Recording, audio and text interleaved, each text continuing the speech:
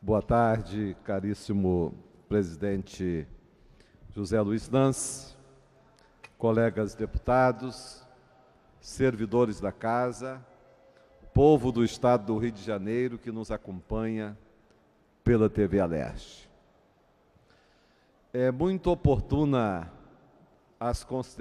Foram oportunas as considerações do caríssimo deputado Conte Bittencourt, porque ele faz um chamamento ao Estado brasileiro para que o ser humano não seja tratado apenas como um grande estômago, mas que seja tratado na plenitude. Que nós não podemos, de forma alguma, renunciar à pessoa humana em nenhum momento, porque quando se renuncia à pessoa humana, perde-se totalmente o sentido de existência do Estado brasileiro, dos outros estados que compõem as organizações espalhadas por esse mundo afora, bem como também não há qualquer sentido às políticas públicas que têm nascedouros nas iniciativas da organização do poder público ou quer seja da sociedade civil organizada. Esses programas, como já foi salientado aqui, eles viraram assim uma espécie do que era o programa de Leite lá no governo Sarney. Todo mundo combateu, mas posteriormente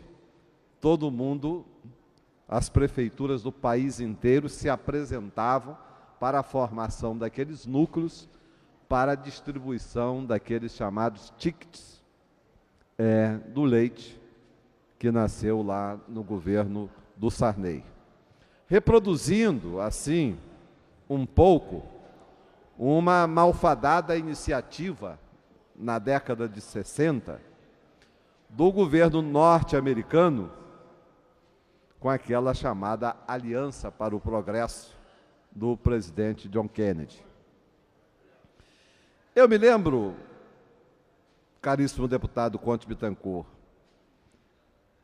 quando apresentei o primeiro programa com medida compensatória, com pagamento de bolsa, ele nasceu em Campos em 1991, na Fundação Municipal do Menor, que eu presidia, fruto de uma discussão e avaliação da equipe técnica.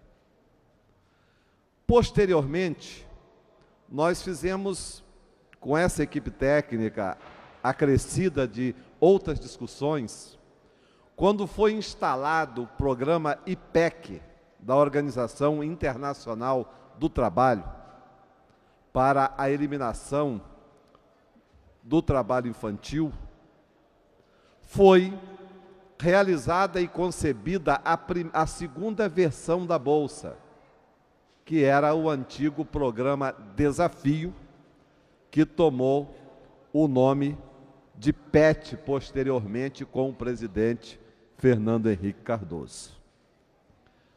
Portanto, na ordem cronológica, sem aqui me preocupar com o DNA do Bolsa Escola, do Bolsa Família, do Bolsa Aprendizagem, ou de qualquer outro tipo de bolsa, mas a bem da verdade histórica, para se fazer justiça não a mim pessoalmente, esses programas, eles ganharam fama nacional e internacional, e eu nunca me apresentei, apesar da farta documentação que tenho em minhas mãos, para reivindicar a sua paternidade.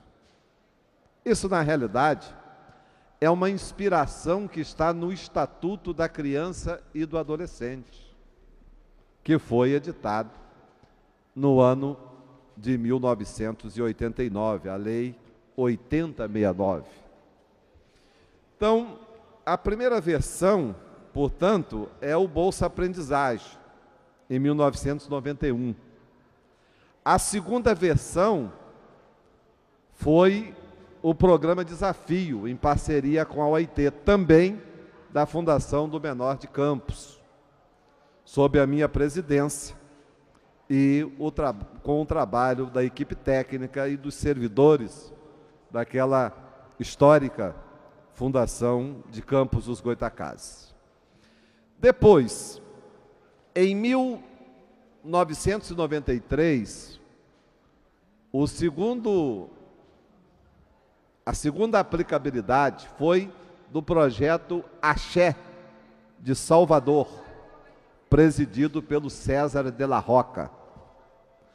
Posteriormente, em 1995, o prefeito de Campinas, José Roberto Magalhães Teixeira, que tinha o apelido de Ograma, ele também concebeu no seu município um programa com a adoção da Bolsa como medida de proteção à família e proteção à frequência ao banco escolar de alunos. Posteriormente, também em 1995, quando assumiu o governo do Distrito Federal, o senador Cristóvão Buarque introduziu aquilo que ficou famoso no Brasil e no mundo inteiro como Bolsa Escola, que depois, posteriormente, foi sendo transformada para a Bolsa Família. Creio eu que, na realidade, essas coisas estão na memória atávica da gente, porque a gente, na realidade, não cria nada, nós não criamos nada. Nós, às vezes, repetimos experiências que estão aqui, ali ou acolá. Como o caso, hoje se fala muito do programa Saúde da Família, e existe várias mães para esse programa, vários pais para esse programa, mas ele vai lá atrás, no Sanduz, que era o serviço domiciliar de urgência no governo Juscelino Kubitschek. Depois, como se fala também, há um ineditismo aí do restaurante a R$1. Eu, quando criança, eu frequentei o SAPS, que foi criado por João Goulart, quando ministro do Trabalho. Então, na realidade, o que nós temos de mais importante nisso, em todas essas estatísticas, em todas essas nomenclaturas de programa, é que nós devemos buscar a promoção da pessoa humana. A Bolsa, ela não pode ser uma madrasta da criança brasileira, da família brasileira. A Bolsa, de forma alguma, pode ser ou deve ser um instrumento para a canonização da miséria. Tem que ser, sim, um instrumento de compensação, muito válido, eu sou a favor dele, mas, paralelamente a isso, a promoção da pessoa humana. Isto é inadiável. E não pode o Estado brasileiro, com as suas parcerias com os municípios brasileiros, por esse país afora, pensar que a família é parte de um problema e colocá-la no centro dessa discussão como apenas parte do problema. A família desses infantes, desses jovens, tem que ser vista como parte da solução, porque aí sim nós estaremos indo ao encontro da verdadeira noção do que é o ser humano, um ser que não nasce pronto. Todos nós viemos ao mundo como uma possibilidade, e uma vez sendo uma possibilidade e um ser magnetizado, é que nós, ao longo da história, vamos nos fazendo na história de vida pessoal de cada um de nós, na história de vida em grupo social, nós vamos formando este grande agrupamento de pessoas que é a sociedade. Portanto, não podemos nunca perdermos de vista que o ente mais importante para qualquer Estado desse mundo inteiro, e também deve ser para o Estado brasileiro, é o ser humano. Porque se renuncia-se às pessoas, renunciou-se a tudo.